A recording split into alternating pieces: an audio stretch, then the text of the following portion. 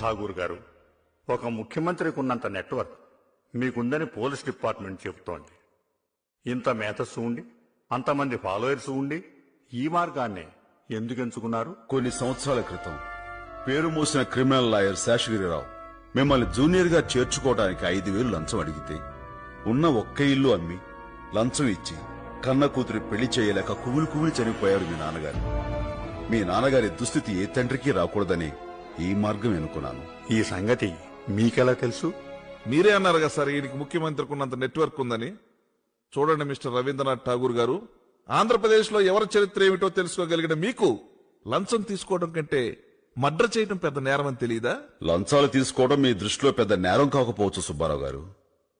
ఒక public prosecutor గా ప్రభుత్వ ఉద్యోగం చేస్తున్న మీకు ట్విన్ సిటీస్ లో 5 కోట్లు విలువ చేసే కమర్షియల్ కాంప్లెక్స్, రాజమండ్రిలో ఒక థియేటర్, బెజవాడ గవర్నర్ పేట సెంటర్ లో 3 బ్రాందీ షాపులు, ఇవన్నీ ఎలా